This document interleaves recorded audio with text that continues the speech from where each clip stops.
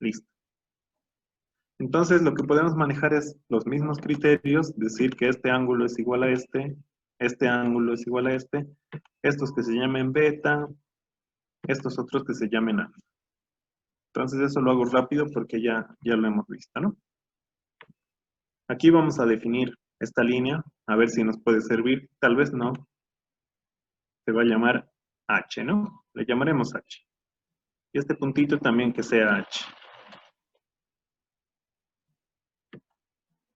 Entonces, del gráfico, nuevamente, podemos decir que seno de alfa es igual a 12 sobre la hipotenusa 13, ¿no? 12 sobre 13, y este, al ser semejante, es proporcional a su homólogo de este lado, que sería cateto opuesto, H, ¿no? Sobre hipotenusa 52. Por triángulos semejantes, entonces ya puedo igualar esto. Despejo H, donde H me va a resultar 48. En el anterior ejercicio creo que esto era dato y era 48 igual. O sea, la única diferencia es que nos han cambiado las incógnitas, pero incluso los valores son los mismos. Seguimos.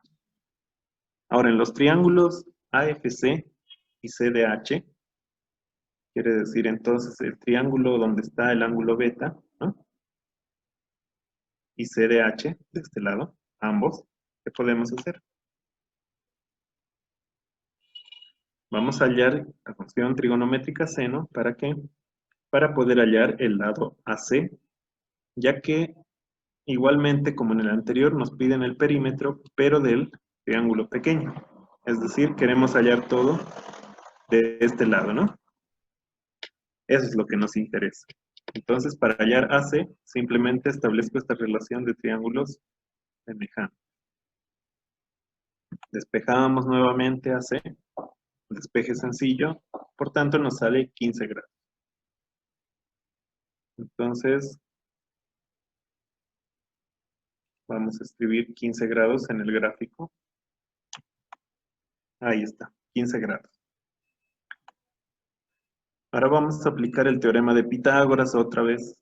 ¿Para qué? Para hallar el lado BF en este caso, ya que conocemos dos lados de ese pequeño triángulo ABF, entonces todo se reduce a esta relación pitagórica. Operando nos va a salir que esto es raíz de 25, que es a su vez 5. Para hallar el último tramo que necesitamos, vamos a aplicar el teorema de Pitágoras en el otro triángulo de aquí al lado, ACF, ¿no? El otro triángulo aquí pequeño, ACF, porque queremos hallar el lado FC. Entonces, para hallar el lado FC, simplemente aplicamos el teorema de Pitágoras y calculamos. Sale raíz de 81, lo que es igual a 9. Bien, ya tenemos todo lo que necesitamos para hallar el perímetro. Entonces, simplemente decimos que finalmente perímetro es igual a 13, o sea, el dato, más todo lo que hemos hallado. AC, FC y BF. Reemplazamos todos los datos calculados, resultando un perímetro de este pequeño triángulo ABC, un perímetro de 42, lo cual sería el inciso A. Entonces, igual este examen es prácticamente el mismo, ¿no?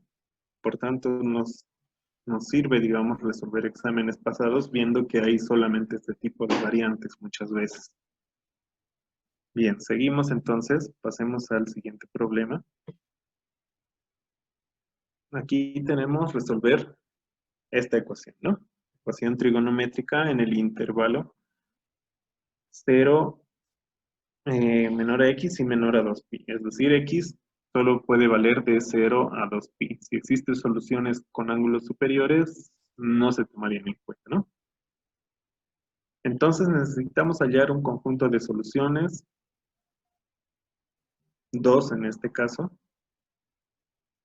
Para ello vamos a desarrollar primero, ¿sí? Vamos a expandir. Ya sabemos que tangente del ángulo mitad tiene su equivalencia, ¿no? Entonces podríamos empezar por ese lado. Recuerden que otra de las equivalencias del ángulo mitad para tangente era esta, ¿no? En ese formulario que les mostré, ahí figuraba, ¿no? Entonces, todo esto es lo mismo que el tangente del ángulo mitad, por si acaso. Bien, ahora como se puede ver, lo único que podemos hacer es hallar el mínimo común denominador. Y la razón por la que aquí ya no tengo denominador es porque lo estoy llevando a multiplicar por 0, ¿no? Y multiplicarlo por 0 prácticamente es anular. Entonces solo me quedaría multiplicar seno de x por seno de x, seno cuadrado de x. Todo lo demás permanece constante. Muy bien, seguimos. Recuerden que igual otra identidad que se puede aplicar es que seno cuadrado de un ángulo es 1 menos coseno cuadrado, por la razón que igual ya hemos descrito en el anterior ejercicio, ¿no? Aquí solo nos queda operar. Entonces vamos a operar. Menos por más, menos por menos, más, y todo lo demás se sigue copiando. Operamos aquí. Tengo 1 con 1, que se puede simplificar, resultándome simplemente coseno cuadrado menos coseno. Aquí lo que podemos hacer es factorizar, ¿no? Entonces lo factorizamos. Extraigo un coseno y ahora podríamos igualar a 0. ¿Para qué? Para poder hallar las dos soluciones posibles, ¿no? Igualamos a 0. Entonces coseno de x es igual a 0. Esto me da 90, o a su vez lo que podría ser igual a 270. ¿Por qué? Porque para ambos de estos valores, si ustedes hallan en calculadora coseno de 90 o de 270, el coseno vale 0. Entonces, estos dos ángulos cumplen esta ecuación, ¿no? Entonces, de eso hay que tener bastante cuidado. ¿Por qué? Porque si yo en la calculadora coloco, digamos, arcoseno de 0, solo me va a dar uno de estos. Entonces ahí es donde entra el criterio de los ángulos, ¿no? ¿Para qué valores el coseno se hace 0? Entonces, coseno de estos ángulos es 0. Sus equivalentes en pi, como pi es 180, pi medios es 90, entonces está transformado, y 270, 3 medios de pi. Son sus equivalentes en pi, siempre recordando que pi es igual a 180 grados. Y ahora igualamos lo que está dentro del paréntesis, ¿no? Despejando el 1, voy a tener que coseno de x es igual a 1. Esto nos da un ángulo de 0, ¿sí? Si ustedes hallan en calculadora, nos sale 0. Ahora este 0 no corresponde, ¿por qué? Porque nuestro intervalo dice x mayor a 0, no x mayor o igual a 0. Entonces, si ya vale 0, ya no lo considero, ¿no? Solo me quedaría con estas dos soluciones, por la condición del problema. Entonces, ya tengo la solución, que sería igual a pi medios y 3 pi medios, que sería el inciso D, ¿no? Sencillo, igual. Lo único, eso sí, hay que recordar esta forma, ¿no? Esta relación. Porque si se dan cuenta, si no tengo esta, ya es imposible continuar, ¿no? Entonces, es importante también las identidades de ángulo doble, ángulos mitades, etc. ¿Sí? Bien, entonces, inciso. Ahora vamos a pasar al siguiente ejercicio.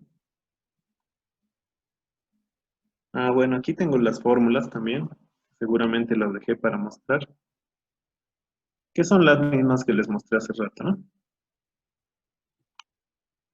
Y esto es lo que quería que vean. Este círculo trigonométrico, círculo unitario trigonométrico, donde, como les digo, eh, siempre les va a aparecer dos valores.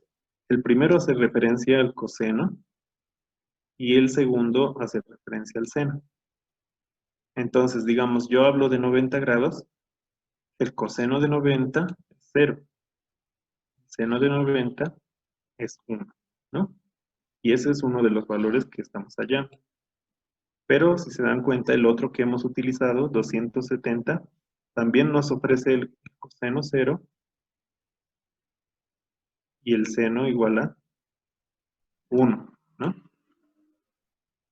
Lo que nos interesa es que también el coseno de este valor había sido 0. Por esta razón, hemos seleccionado dos valores, ¿no? Uno de 90 y el otro de 270, ya que ambos satisfacen esa ecuación. Entonces, este círculo es el que tienen que aprender a reconocer bien y memorizarlo. ¿Para qué? Para que no dependan tanto de la calculadora, ¿no? Al hacer operaciones. Tampoco es complejo. Si ustedes memorizan uno de los cuadrantes, es decir, digamos este, el primero, se van a dar cuenta que todos los valores se repiten simétricamente, variando solamente el signo, ¿no?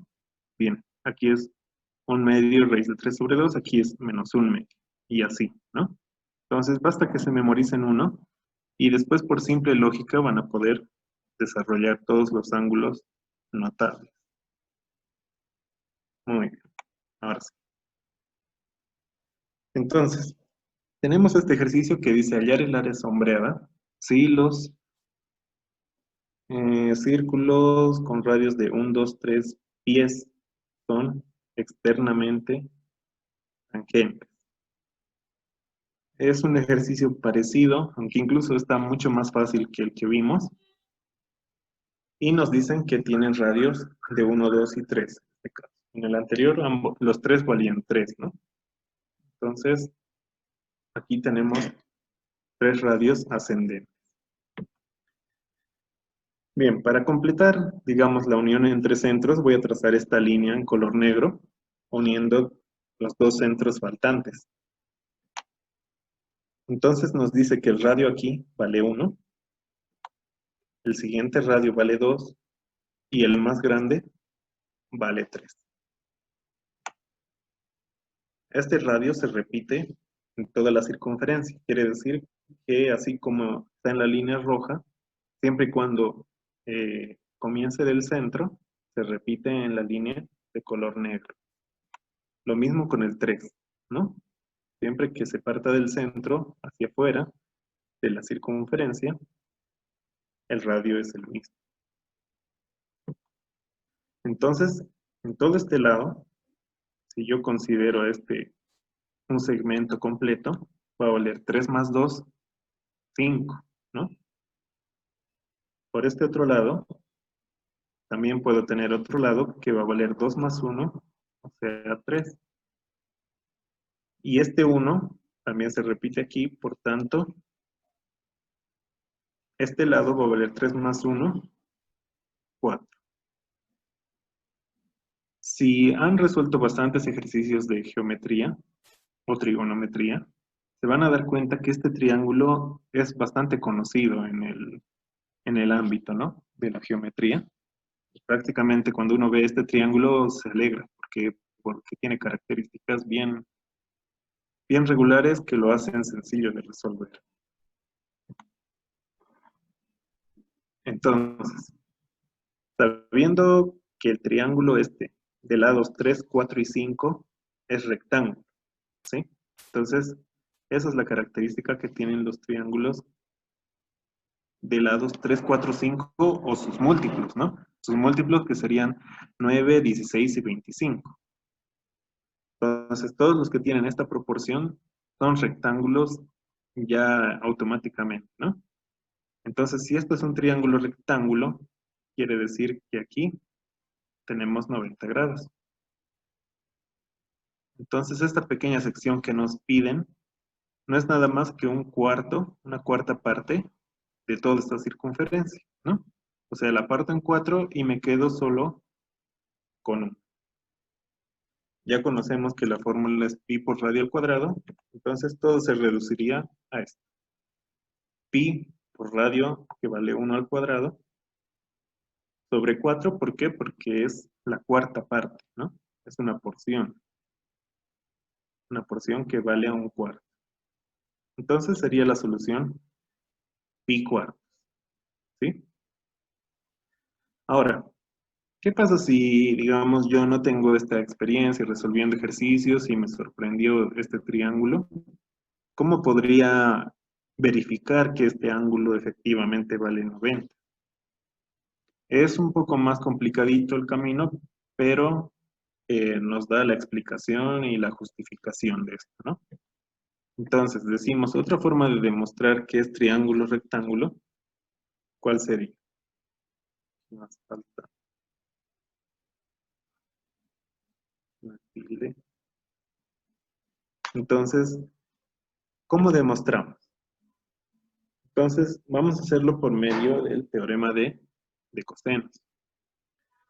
El teorema de cosenos, por si no lo recuerdan, es igual, parecido al teorema de Pitágoras, ¿sí? Es como una generalización del teorema de Pitágoras. Nos dice que, en este caso, la hipotenusa al cuadrado, es decir, 5, es igual a los catetos al cuadrado. Hasta ahí está igual que el teorema de Pitágoras, ¿no? Pero menos el doble producto. Este doble producto es parte de la fórmula, por si acaso, de los catetos, de la multiplicación de los catetos por el ángulo que forman estos catetos, ¿no? Es decir, ¿qué ángulo formarán 4 y 3? Entonces, estoy suponiendo que no conozco este ángulo que forman 4 y 3, ¿no? Y lo estoy llamando alfa en este caso. Entonces, quiero verificar que este alfa es 90 como lo estoy suponiendo aquí por la ¿no? Por la característica de este triángulo. Entonces despejo alfa, que es lo que quiero definir. Para ello despejo primero coseno de alfa. Me va a quedar 25, que es esto al cuadrado. 4 al cuadrado y 3 al cuadrado van a pasar a restar. Entonces, 4 al cuadrado es 16, 3 al cuadrado es 9. Y todo lo que está multiplicando al seno de alfa, más el signo, lo voy a llevar a dividir. Entonces, esto ya me da 0. Y en el denominador voy a tener menos 24. 0 sobre cualquier número es 0, ¿no? De manera que, despejando ya alfa, es decir, hallando arco coseno de 0, nos sale que sí, como habíamos supuesto, este ángulo sí es recto, ¿no? Por tanto, esto sí es un triángulo rectángulo. Entonces, eso es solo para demostrar. Pero si se dan cuenta, es mucho más fácil memorizar el triángulo 3, 4, 5 que memorizar esto, aunque con eso no quiero decir que no haya que aprenderlo, ¿no? Es necesario todas las herramientas que puedan, apréndanlas y aprendan a utilizarlas también. Bien, entonces, hasta ahí es este ejercicio. Seguimos, entonces. Bien, este problema, este ya es un poco más aplicado. Entonces hay que medir la altura. Nos dice un trabajador dirige un reflector hacia arriba con un ángulo de 75 grados. Muy bien, ese está aquí. Desde la horizontal. Un observador a 600 metros. Entonces ahí están los 600 y aquí está el observador. Mide el ángulo de elevación hasta el punto de luz y encuentra que es de 45 grados. Determine la altura h de la cubierta de las nubes. Bueno, lo interesante, o bueno, la buena noticia en este ejercicio es que ya nos plantean, ¿no? Esto ya está en el examen, tal como lo están viendo aquí. Sería un poco más interesante si solo nos darían el enunciado sin gráfica, ¿no? Ya tendríamos que plantearlo nosotros. Pero como ya lo plantean, digamos que nos quitan un gran peso de en sí. Entonces, la incógnita aquí es h y queremos determinar esa altura. Entonces, para realizar mis cálculos voy a nombrar a esta hipotenusa izquierda A y a la de la derecha B. Ahora, como pueden ver, este ángulo vale 45 y el 45 es un ángulo que igual en geometría nos alivia bastante los cálculos. ¿Por qué? Porque la característica de este ángulo es que los catetos que lo conforman, siempre que se trate de un triángulo rectángulo, son iguales, ¿no? Entonces puedo repetir esta h aquí. 45 grados, por eso es un ángulo que nos facilita bastante. Bien, ya definidas las variables que voy a utilizar, podemos ya establecer en función de h esta otra pequeña porción, que va a ser 600 menos h. Cuantas menos variables añada, mejor. Entonces, aquí cuidado que pongan h y digamos aquí otra letra i, digamos, ¿no? Entonces ahí no está mal, pero me estoy añadiendo un paso más en el cálculo. Entonces mejor, si se puede, en función de una misma variable. Bien, ahora aquí vamos a aplicar otro teorema. Así como hemos aplicado el teorema de cosenos, ahora vamos a aplicar el teorema de seno. El teorema de senos es un poco más fácil de memorizar. Nos dice, bueno, aquí ya lo tengo aplicado, pero lo vamos a analizar. Nos dice que un lado de un triángulo cualquiera sobre el ángulo opuesto, vale decir esto, si ustedes suman los ángulos internos de este triángulo, se van a dar cuenta que 75 más 45 es 120, ¿no? Y para completar los ángulos internos de un triángulo tengo que completar a 180. Entonces, ¿cuánto le falta a 120 para llegar a 180? 60 grados, ¿no?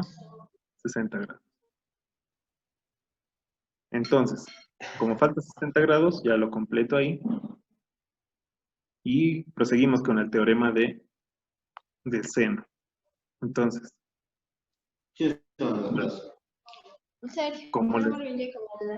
como les decía,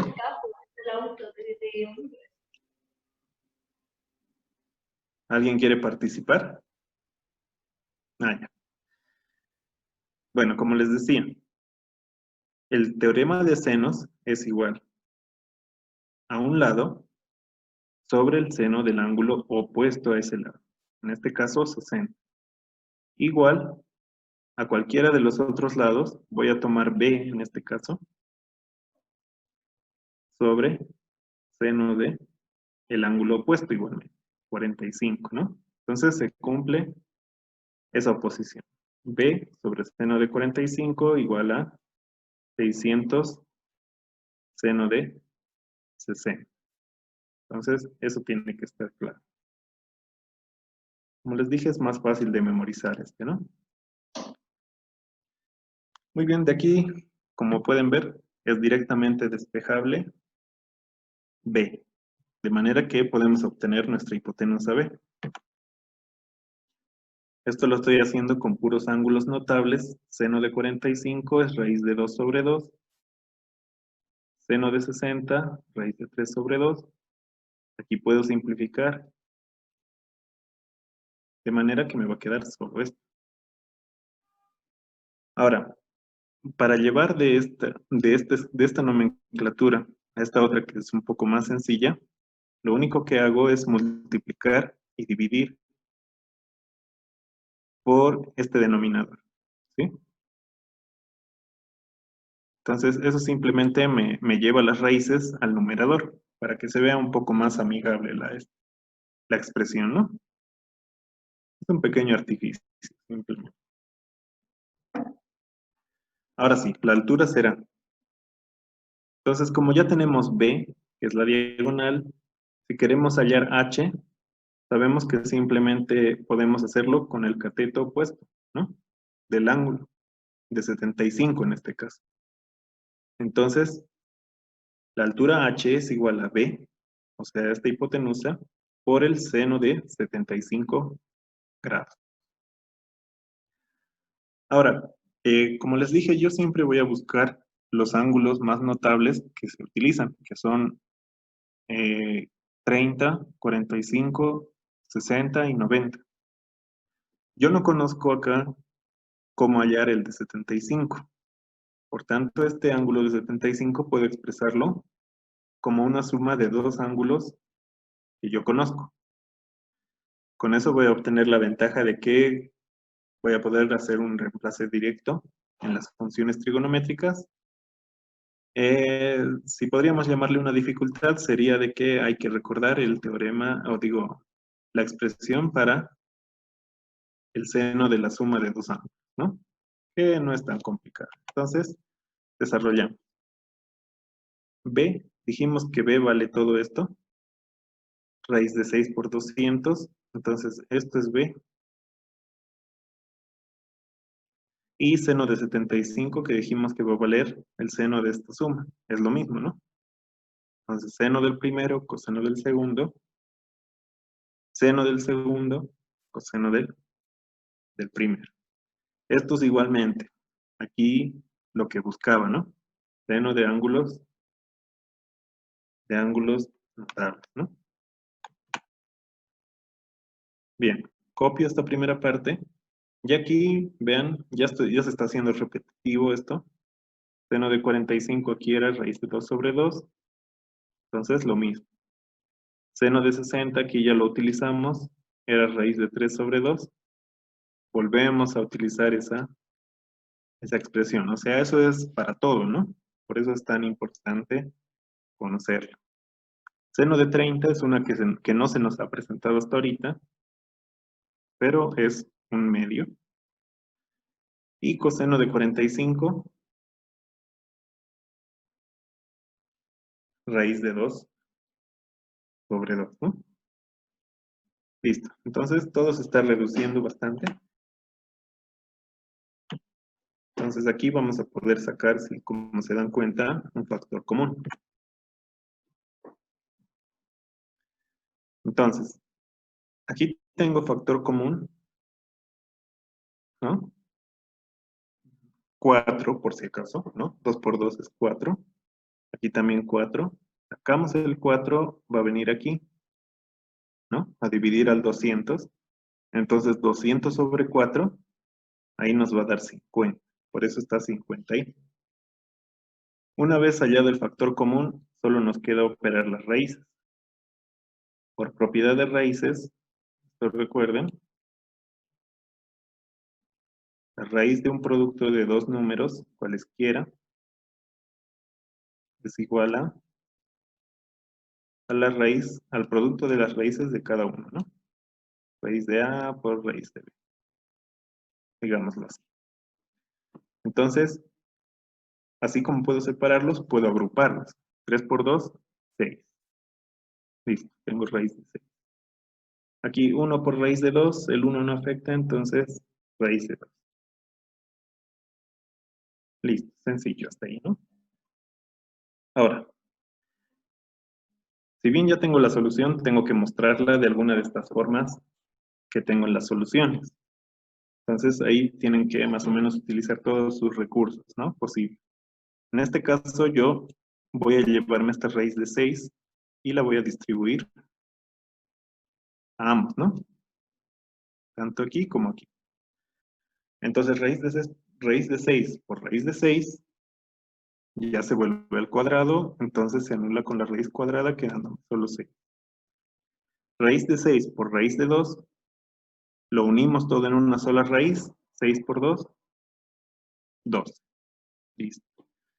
Se parece un poco, pero aún no es igual, ¿no? A las soluciones planteadas. Entonces vamos a hacer una última transformación. Aquí, 6, ya no es posible hacer mucho aquí con el 6, pero sí con el 12, raíz de 12. Ustedes saben bien que 12 es igual a 3 por 4. La raíz obviamente la tengo que mantener. Entonces, por la propiedad que dijimos, a este 3 por 4, le saco raíz por separado. Es decir, voy a tener raíz de 3 por un lado y raíz de 4 por otro lado, que es una raíz definida, o sea, 2, ¿no? Entonces, esta raíz de 12 puedo escribirla de una forma un poco más acorde a mi solución, como 2 raíz de 3, ¿no? Entonces, con eso se me ha presentado un 2 que voy a poder factorizar. Entonces, factorizo un 2. Factorizo un 2 de manera que aquí va a salir 2, 2 por 50 va a ser 100. Entonces, dividimos todo lo que está en el paréntesis entre 2. 6 entre 2, 3. Esto entre 2, obviamente es como retirarle el 2. Ese es ¿no? La metodología de cálculo de factor común.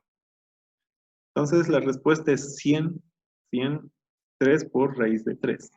Eso sería la respuesta B, ¿no? 100, 3, raíz de 3. Sencillo igual, ¿no? Como les dije, ya nos dieron aquí el planteamiento, o sea, no hay una gran dificultad, ¿no? Es mesurado, digamos, el nivel del examen. Entonces, lo que sí tienen que tomar en cuenta es las relaciones trigonométricas, memorizarlas y en el mejor de los casos saber deducirlas. ¿Para qué? Para que no dependan tanto de la memoria.